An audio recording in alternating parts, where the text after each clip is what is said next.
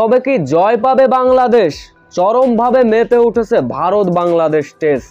সাকিবের ভয়ঙ্কর bowling, মমিনুলের century, বাংলাদেশের জয়ের সম্ভাবনা দেখে ম্যাচ শেষে যা বললেন তামিম ইকবাল।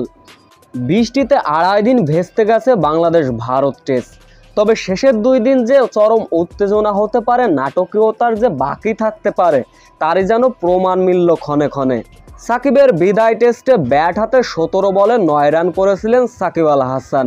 মমিনুল হক পেয়েছিলেন দুর্দান্ত সেঞ্চুরি, যার ফলে নিজেদের প্রথম ইনিংসে 233 রানে গুটিয়ে গিয়েছিল বাংলাদেশ।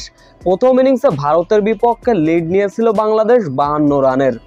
এই লক্ষ্য তাড়া করতে নেমে শুরুতে টি-20 মেজাজে ব্যাটিং করেন জাসিসা জয়সওয়াল এবং অধিনায়ক রোহিত শর্মা। শেষ পর্যন্ত 2 উইকেট হারিয়ে টি-20 মেজাজে 238 রান করতে পেরেছিল ভারত, তাও ছিল মাত্র 16 ওভারে।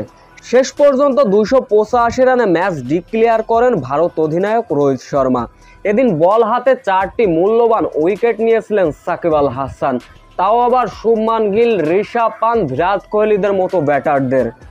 11 ওভার বোলিং করে 78 রান খরচায় সাকিবের ছিল 4 উইকেট শিকার। রান তাড়া করতে নেমে দলীয় 26 রানে জাকির হাসান ও হাসান মাহমুদ সাজঘরে ফিরলেন, যার ফলে চতুর্থ দিন শেষে বাংলাদেশের সংগ্রহ 26, 2 উইকেট হারিয়ে এখনও ভারতের থেকে 26 রানে পিছিয়ে আছে বাংলাদেশ। এদিকে বাংলাদেশের জয়ের সম্ভাবনা দেখছেন তামিম ইকবাল। যদি শেষ দিনে বাংলাদেশ ওয়ানডে মেজাজে ব্যাটিং করে ভারতকে ভালো একটা লক্ষ্য দিতে পারে, আবার যদি বোলিংয়ে দুর্দান্ত বোলিং করতে পারে বাংলাদেশ, তবে জয় পাওয়া অসম্ভব হবে না বাংলাদেশ। আর জয় না হলেও ভারতের বিপক্ষে ড্র করতে পারবে বাংলাদেশ।